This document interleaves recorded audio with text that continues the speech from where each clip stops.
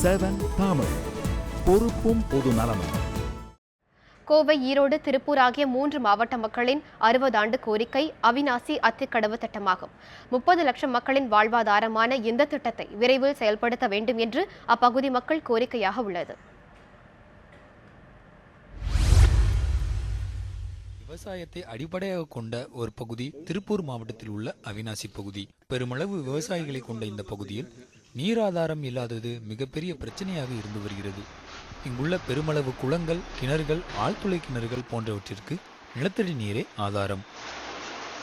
Central government இந்த திட்டத்தை பற்றி என்ன நினச்சிட்டு இருக்கு, இப்போ என்ன பதில் சொல்லியிருக்காங்க அப்படிங்கிறது தெரிஞ்சுக்கிறதுக்காக நாங்கள் தகவல் உரிமை சட்டம் 2005 மூலிமா நாங்கள் சென்ட்ரல் வாட்டர் கமிஷனுக்கு ஒரு கேள்விகள் கேட்டோங்க. ஆர்டிஐ மூலிமா அவங்க கம்ப்ளீட் பதில்களை எங்களுக்கு அனுப்பிச்சிட்டாங்க. அவிநாசிக்கு மிக அருகாமையில் உள்ள திருப்பூர் மாநகரத்தின் அசுர வளர்ச்சியால் அங்கு ஆலைகளை நிறுவ இயலாத நிறுவனங்கள் அடுத்த இலக்காக அவிநாசியை தேர்வு செய்கின்றன. இதனால் அவிநாசி பகுதியில் ஆழ்துணை கிணறுகள் அமைத்து பெருமளவு நிலத்தடி நீர் உறிஞ்சி எடுக்கப்படுவதால் 1000 அடிக்கு மேல் தோண்டினாலும் நீர் கிடைக்காத சூழல் உள்ளது. இதுபோலவே நிலத்தடி நீர்மட்டம் குறைந்து விட்டதால் விவசாயத்திற்கும் நீரில்லாத சூழல் நிலவி வருகிறது. 1300 அடிக்கு மேலிருந்து எடுத்தா தான் இந்த இடத்துக்கு தண்ணி வரும்னு சொன்னாங்க. அப்போ இவர் அந்த மாதிரி செய்கிறதுக்கு கீழிருந்து மேலே தண்ணி கொண்டு போகிறதுக்கு ஏற்பாடு செய்யலாம், என் காலத்தில் நான் அதை செஞ்சு கொடுக்குறேன் அப்படின்னு அவர் காமராஜ் சொன்னார். அதுக்கப்புறம் 67 ஆட்சி மாற்றம் வந்ததுக்கப்புறம் அந்த திட்டம் அப்படியே போட்டாங்க. நில ஆர்ஜிதம், நிதி ஒதுக்கீடு என பல பிரச்சனைகளை காரணம் காட்டி அவிநாசி அத்திக்கடவு திட்டம் கிடப்பில் போடப்பட்டுள்ளது. அவிநாசி மட்டுமல்லாமல் 3 மாவட்ட மக்களின் வாழ்வாதார பிரச்சனையாக இருக்கும் அவிநாசி அத்திக்கடவு திட்டத்தை உடனடியாக செயல்படுத்த வேண்டும் என்பது இப்பகுதி மக்களின் கோரிக்கையாக உள்ளது. கதிர்வேல், நியூஸ் 7 தமிழ், திருப்பூர். அவிநாசி அத்திக்கடவு திட்டம் கடந்து வந்த பாதையை இப்போது பார்க்கலாம். 1957ஆம் ஆண்டு அவிநாசி, அன்னூர் பகுதிகளின் வறட்சியை போக்க பவானி ஆற்றின் பில்லூர் அணையை வீணாகும் நீரை அன்னூர் வழியாக அவிநாசிக்கு வாய்க்கால் மூலம் கொண்டுவரும் திட்டம் காமராஜர் முதலமைச்சராக இருந்தபோது உருவாக்கப்பட்டது. ஆனால் பொருளாதார ரீதியாக அந்த திட்டத்தை அப்போது நிறைவேற்ற முடியாமல் போனது. பின்னர் அடுத்த சில ஆண்டுகளில் மேல் பவானி திட்டம் என்ற பெயர் மாற்றப்பட்டது. 1972ஆம் ஆண்டு அவிநாசி அத்திக்கடவு திட்டம் என மாற்றப்பட்டு மீண்டும் ஆய்வு செய்யப்பட்டது. பெயர்தான் அடிக்கடி மாற்றப்பட்டதே தவிர எந்த விதமான முன்னேற்றமும் ஏற்படவில்லை. 2003ஆம் ஆண்டு 40 லட்சம் ஒதுக்கீடு செய்யப்பட்டு குளங்களில் ஆய்வு மேற்கொள்ளப்பட்டது. பின்னர் எந்தவித அறிவிப்புமின்றி பணிகள் நிறுத்தப்பட்டன.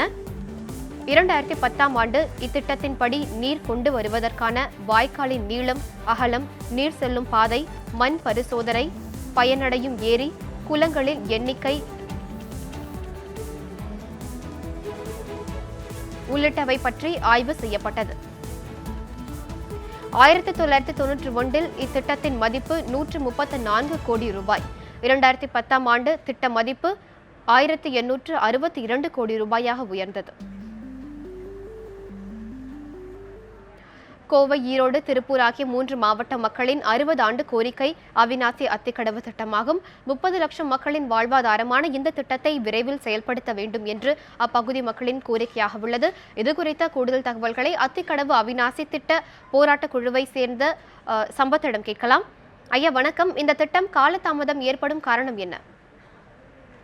காலதாமதம் ஆகிற காரணம் பார்த்தீங்கன்னா 60 வருஷமா நாங்கள் போராடிட்டு வரோங்க. ஆனால் காலதாமதத்துக்கு அவங்க முக்கியமான காரணம் என்ன சொல்றாங்கன்னா பணப்பற்றாக்குறைங்கிறாங்க. நிதி சுமை அரசாங்கத்துக்கு அதிகமாக இருக்கிற காரணத்தினால தள்ளி வைக்கிறாங்கிறாங்க. ஆனால் இவங்க பார்த்தா ஒரு முயற்சி எடுக்கல இருக்கிறது தான் உண்மைங்க. பார்த்தீங்கன்னா காமராஜர் காலம் காங்கிரஸ் பீரியட் முடிச்சுங்க, அடுத்து டிஎம்கே பீரியடு, இப்போ ஏடிஎம்கே பீரியட் நடந்துட்டு இருக்குது.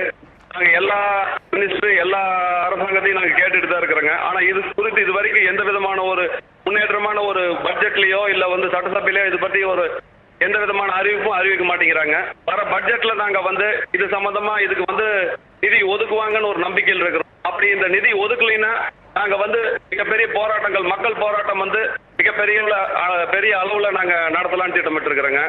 இது கரெக்டா நாங்க இந்த திட்டம் நிறைவேறலைன்னா பாக்கி வேற விதமான போராட்டங்கள் தொடர்ந்து நடந்து இந்த திட்டத்தை கண்டிப்பா நிறைவேற்றிய தீர்வோங்கிறது நாங்க நம்பிட்டு இருக்கிறோம். இந்த திட்டம் குறித்து தகவல் அறியும் உரிமை சட்டத்தின் கீழ் பெறப்பட்ட தகவல்கள் என்ன? நம்ம பாத்தீங்கன்னா இப்ப வந்து நம்ம ஸ்டேட் கவர்மெண்ட்ல இருந்து சென்ட்ரல் கவர்மெண்ட்டுக்கு வந்து இந்த இது நிதி கேட்டு அனுப்பிச்சிருந்தாங்க.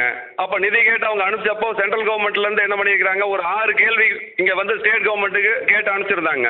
அந்த 6 கேள்விக்கு உண்டான பதில வந்து ஸ்டேட் கவர்மெண்ட் வந்து நம்ம சென்ட்ரல் கவர்மெண்ட்டுக்கு அனுப்பவே இல்லைங்க. ஆனா நாங்க முயற்சி பண்ணி நாங்க இங்க எல்லாம் கேட்டதுக்கு இவங்க என்னட்டாங்க, நாங்க சென்ட்ரல் கவர்மெண்ட்டுக்கு அனுப்பிச்சு சென்ட்ரல் கவர்மெண்ட் வந்து எங்களுக்கு ஃபண்ட் கொடுக்காதனாலதான் நாங்க திட்டத்தை நிறைவேற்ற முடியலன்னு சொல்லிட்டு இருக்காங்க.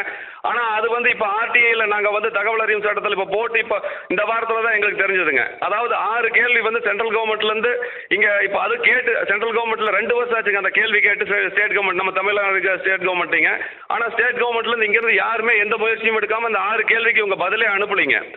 ஐயா, இந்த திட்டத்தினை உடனடியாக செயல்படுத்த தமிழக அரசு என்ன நடவடிக்கை எடுக்க வேண்டும்னு நீங்க நினைக்கிறீங்க? இந்த பட்ஜெட்ல வந்து எங்களுக்கு வந்து நிதி ஒதுக்கணும்னு நாங்க விரும்புறோங்க.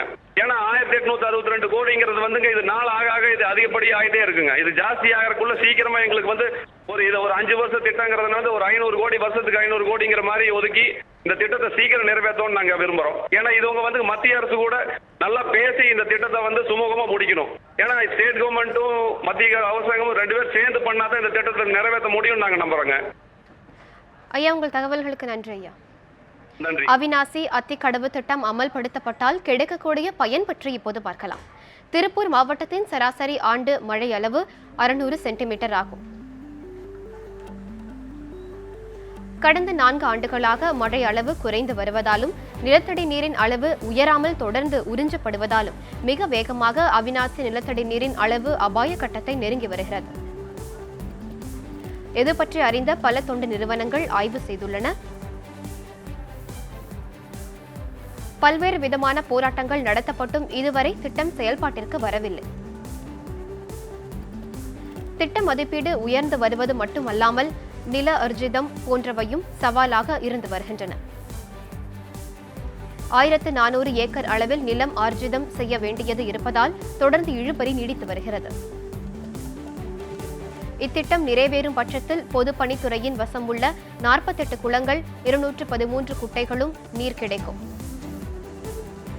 இத்திட்டத்தின் மொத்த நீர் தேவை 1.3 TMC மட்டுமே. 3 மாவட்டங்களைச் சேர்ந்த மக்கள் இத்திட்டத்தால் பயன்பெறுவார்கள். 3 நாடாளுமன்ற தொகுதியும் 7 சட்டமன்ற தொகுதியும் 10 ஊராட்சி ஒன்றியங்களையும் உள்ளடக்கிய 30 லட்சம் மக்கள் சார்ந்த பிரச்சனையாக இது பார்க்கப்படுகிறது. விவசாயம் மட்டுமின்றி மக்களின் குடிநீர் பிரச்சனைக்கும் இந்த திட்டம் பயன்படும். எனவே அத்திக்கடவு அவிநாசி திட்டத்தை உடனடியாக நிறைவேற்றும் என்பது அப்பகுதி மக்களின் கோரிக்கையாக இருக்கிறது.